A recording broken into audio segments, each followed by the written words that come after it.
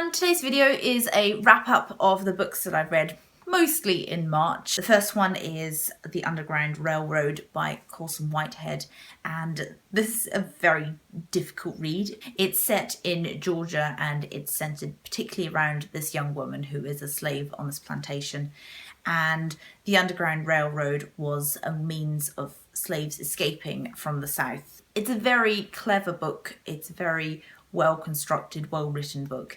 It's not easy to read, but it is an important addition to the kind of narrative about slavery in America, and it's a very hard-hitting book. I listened to The Underground Railroad as an audiobook, and the same goes for this one, but I do have a physical copy, and that is Behold the Dreamers. This is by Mbolo Mwaye, and it is a debut novel. This is about a family who've recently immigrated to the States, and they are trying to build a new life in America. They're from Cameroon, and their lives become linked with this white family.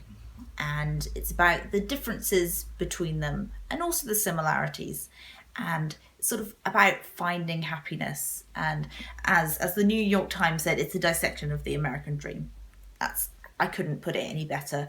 It really questions the motives that we have for wanting what we want. So a really clever story about immigration, and yeah, I would highly recommend this one. The next book is a YA book, and this was a proof from Hotkey Books. It's called Out of Heart by Ifran Master, and the reason that I read this was because I am running a young adult book club at the bookshop where I work, and we're going to be reading this next month. So this is about family where the father has just died, and it turns out that without anyone knowing, he has donated his heart, or signed up to be an organ donor, and his heart has been donated. Sorry, it's not his father, it's his grandfather.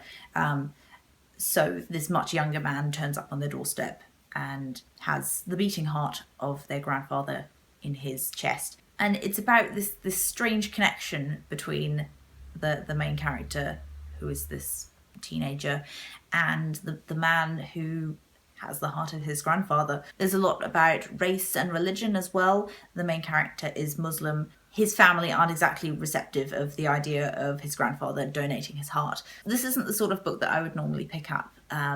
So I think a lot of people will enjoy it a lot more than I did, but I did still really appreciate it, and I think that it'll be a good one to discuss. This next one is published by Europa Editions, who do a lot of translated and international fiction.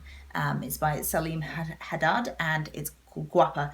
And this is the story of a gay man. And the setting of this is one of the capitals in the Middle East. I tried to find out which one it was, but it's very vague about that. At the beginning of the novel, he is caught in bed with his lover by his grandmother, and his grandmother is very traditional and is quite overbearing towards him.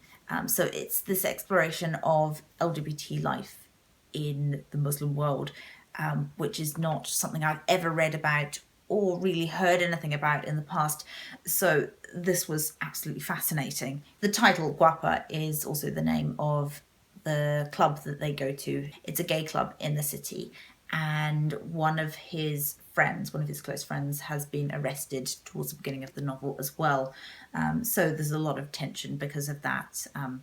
His lover is also about to get married to a woman. So yeah, it's not the most cheerful of reads, but this was really good and I would recommend it. Then I listened to the audiobook of The Republic of Imagination. This is by Azar Nafisi, and she wrote Reading Lolita in Tehran. This is looking at American life from the point of view of an immigrant, and it's using American literature as a lens through which to view American life. Like Reading Lolita in Tehran, it's a non-fiction book, but it is about fictional stories and the way that stories shape us. I'm a bit late to the game on this next one. It's March, book 1 by John Lewis, and this is a graphic novel about the civil rights movement. It's particularly autobiographical. I studied the civil rights movement back at school, so this was, I mean, the information in this wasn't new to me, but it was a good refresher.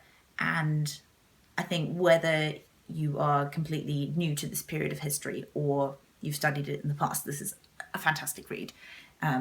I just wanted more of it, really. And there are 2 more volumes, luckily for me. I usually feel this about graphic novels, though, especially if they're sort of this size, is that just I just want a bit more. I want a bit more development just to see more over a longer period of time, really. So this is specifically about the sort of non-violent protests in the South during the 1960s, particularly to do with the boycotting of buses and some of the sit-ins that happened during this time. Then I read Days Without End by Sebastian Barry, which recently won the Costa Award. I was really, really impressed. I got a place called Winter Vibes, which is always a good thing. So this is historical fiction set during the American Civil War.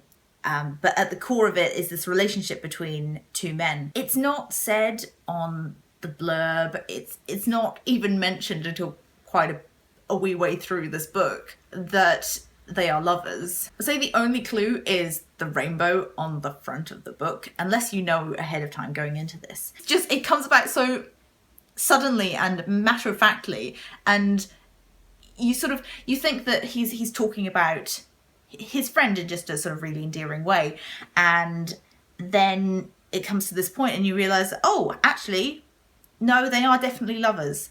So it reads like it is subtext, but then it's actually a thing. So there's that.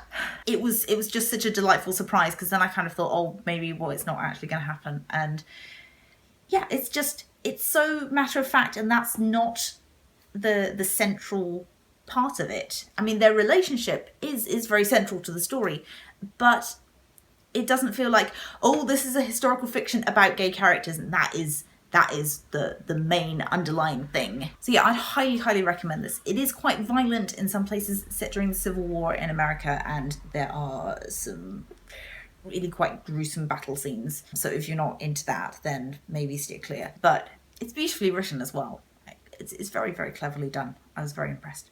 Speaking of gruesome, the next book that I read was Shelter by Dunn, and this is a book where I kind of thought that I wasn't quite sure where it was going to go to start with, because it starts off with a very violent crime. The rest of the book is about the fallout from this crime. If you read the first bit of it and are worried that the rest is going to be like that, because I thought after reading the first bit that, oh no, I'm not going to be able to continue with this because it was so violent. It really doesn't continue like that. So it's all about the fallout, how this family copes with this, how it means that they have to address things that they haven't addressed before.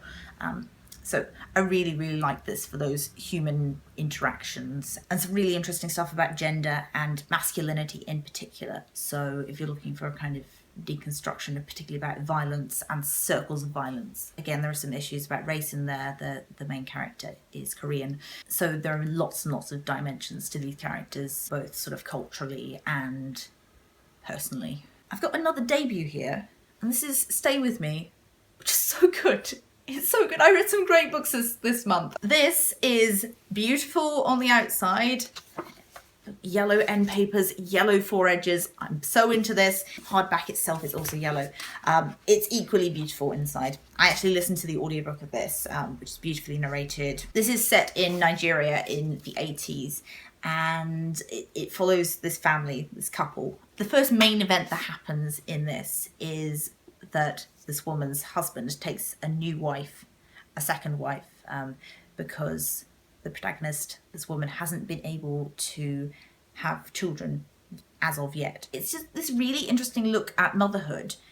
And motherhood isn't something that I'm usually very interested in literature. Usually if that's kind of in the blurb, I'll go, nah, I'll read something else. This explored it in a really different way. And it's to do with sort of mental illness as well. This jealousy and rivalry between the two characters, the two wives. And then, oh my goodness, so many secrets. Just every time you think you know what's going on with this family, something else will be thrown in there. It's really excellently done. And gosh, I can't wait to see what she does next, because this is a debut novel. I couldn't believe it. So good, just so good. Speaking of debut novels, the next book that I don't really feel like this counts, because George Saunders has been around for ages and it's just critically acclaimed in all of his short stories and things. Lincoln in the Bardo is his first novel, And I can see the kind of short story influence there. I've never actually read any of his short stories, but I thought I'd give this a go, particularly because Audible got in touch with me and asked if I wanted any proof, essentially proof copies, but of audiobooks. And I thought this would be a really interesting one because it's got a huge, huge cast. The way that this is written is in a whole lot of snippets. It's very, very strange. I think the audiobook was a fascinating experience. I actually had to pick up a copy of the physical book as well and have a look at how it was laid out, because I thought that might help it make more sense. And it does start to make more sense the more you read of it. I don't really know how to describe it. It's one of these things that you have to experience. Essentially, it's about the death of Abraham Lincoln's son. It's about his sort of journey into the afterlife. It is about as literary as you can get, and I'm not sure if I liked it for that. So I enjoyed it for its literary merit, but I didn't sort of enjoy it in itself. It's very, very clever, and I can appreciate what it was doing. But yeah, I wasn't dying to pick up my phone and keep listening. But the other one that Audible sent me a proof copy of as well was Fantastic Beasts and Where to Find Them, which is the new updated version of the Hogwarts textbook.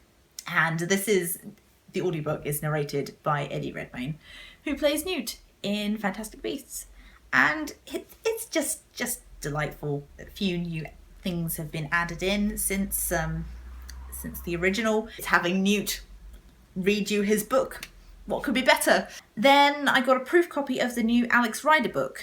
Anthony Horowitz said that he would never write another Alex Rider book, and then one turned up at work in the post, which was really exciting. I used to love these books when I was younger. I was a little bit disappointed with the new one. And I think it's just a case of going back and reading a book that you loved. I've heard that this is the case with the famous five, that you shouldn't go back and read them because they're really, really boring. Which is why I haven't gone back and read them. Whereas things like Harry Potter, you can go back and read and read and read. But this is kind of classic Alex Rider. And if you like the originals, and if you still like the originals, you'll probably like this as well. The final one is Young Avengers, 1 to 5 of the Young Avengers comic run. This was good fun. I just wish there was more of it, because 1 to 5 doesn't give you a lot of character development, especially when you've got quite a lot of characters. I wanted to know more about all of them. So luckily for me, there's more of this, and there's more about these characters out there, because that's how comics work. I think it's just that within this size of a comic book, you can't get more than the space that you have.